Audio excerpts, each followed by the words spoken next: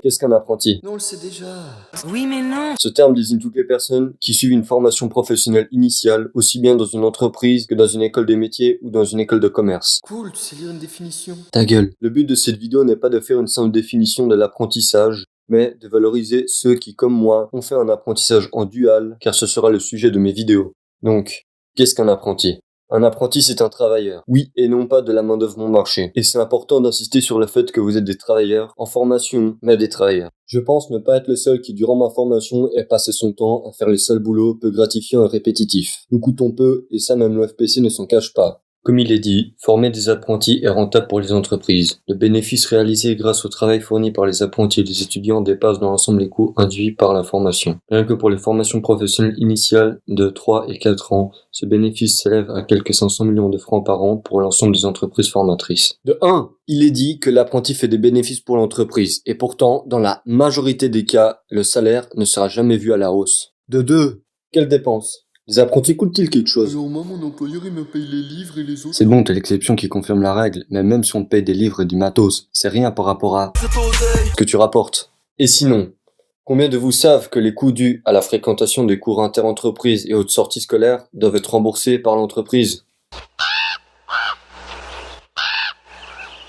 Je vois. Personne.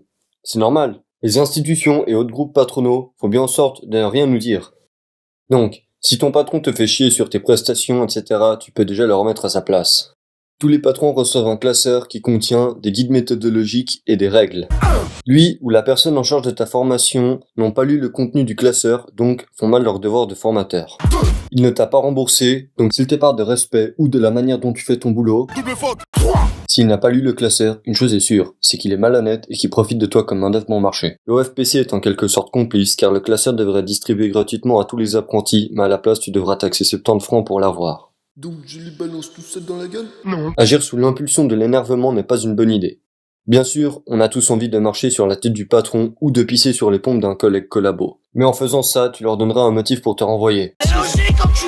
Utilise un carnet pour noter tout ce qui se passe à ton travail, autant quand les collègues ont des choses positives à dire sur toi que négatives.